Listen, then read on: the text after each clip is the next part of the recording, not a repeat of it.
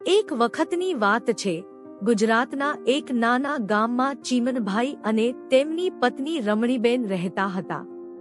ચીમનભાઈ એક સરસ ખેડૂત હતા, પરંતુ રમણીબેન અભણ હતી. તેના કારણે ગામમાં ઘણીવાર લોકો તેમના પર હસતા હતા.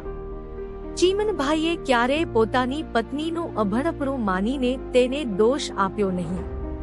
તેની સાથે તેઓ હંમેશા પ્રેમથી, સન્માનથી અને ધીરજથી વર્તતા. રમણીબેનને કોઈ વાર પોતાની અણશિક્ષણના કારણે કંઈક ખાસ કરવાની ઈચ્છા થતી, પણ તે પોતાના અભણપણાને કારણે વિચલિત થઈ જતી. એકવાર ગામમાં એક મહાનુભાવી વ્યક્તિ આવી, જે ગામમાં અભણ મહિલાઓને શીખવડાવવાનું કાર્ય ચલાવતી હતી.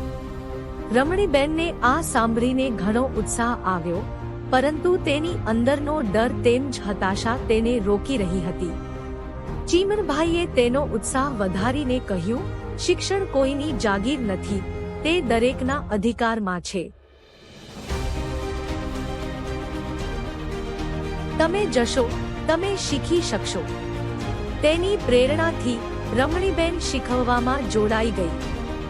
જો કે તેને ખૂબ જ મુશ્કેલીઓનો સામનો કરવો પડ્યો, પરંતુ ચીમનભાઈએ તેની હંમેશા સાથે આપીને મદદ કરી. આ રીતે સમય જતાં રમણીબેન ટૂંક સમયમાં વાંચવા અને લખવા માંડ્યા. થોડા મહિનાઓ પછી ગામમાં એક સરકારી ઓફિસમાં એક લેખકની જગ્યાની જાહેરાત આવી. આ જગ્યા માટે અરજી કરવાની શરત હતી કે ઉમેદવાર વાંચી અને લખી શકે. ચીમનભાઈએ રમણીબેનને અરજી કરવા પ્રોત્સાહન આપ્યું, અને આશ્ચર્યજનક રીતે તે પસંદ પણ થઈ ગઈ. આ ઘટના પછી ગામમાં રમણીબેનને લઈને માન બદલાયું. લોકો હવે તેને સન્માનપૂર્વક રમણીબેન કહ્યા કરતા. ચીમનભાઈએ તેને હંમેશા અભણ પત્ની તરીકે ક્યારેય નથી જોઈ, પરંતુ તેને એવી વ્યક્તિ તરીકે જોઈ જેની અંદર અનંત શક્તિઓ હતી. આ સત્ય ઘટના એ છે કે આપણે અન્ય લોકોને તેમના અભણપણાને કારણે ક્યારેય ઓછું સમજવું જોઈએ નહીં. દરેકની અંદર કંઈક વિશેષ છે, બસ તેને ઓળખવાની જરૂર છે. રમણીબેન જ્યારે લેખકની નોકરી કરવા લાગી, ત્યારે તે પોતાના કામમાં ખૂબ જ મહેનત કરતી. તેમના લેખન અને હિસાબની વિગતોને લઈ સરકારી ઓફિસમાં બધાના વખાણ થવા લાગ્યા.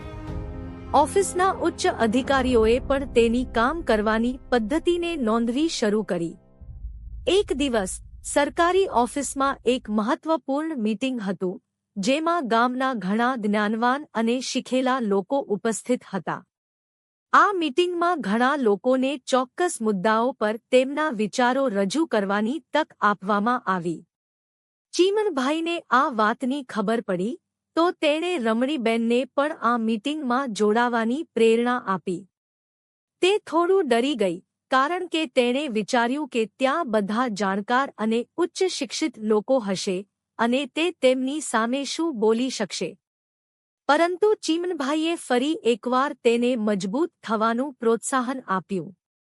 રમણીબેન મીટિંગમાં ગઈ અને તેની પાસે જે જ્ઞાન અને અનુભવો હતા, તેનાથી પોતાનો મુદ્દો રજૂ કર્યો.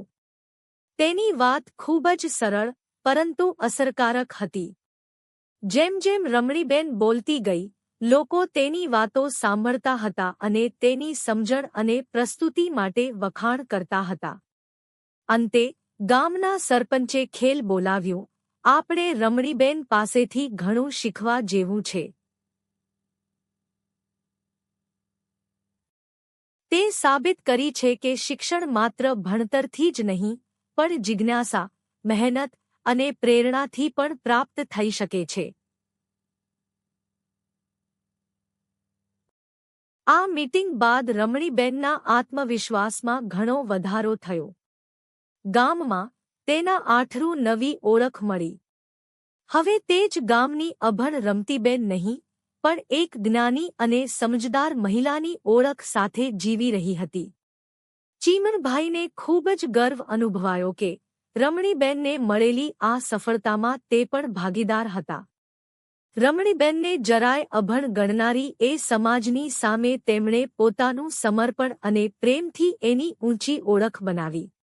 આ રીતે આ દંપતીએ સાબિત કરી દીધું કે જો પ્રેમ અને પ્રોત્સાહન હોય તો કોઈ પણ વ્યક્તિની ક્ષમતા પરિબંધિત નથી.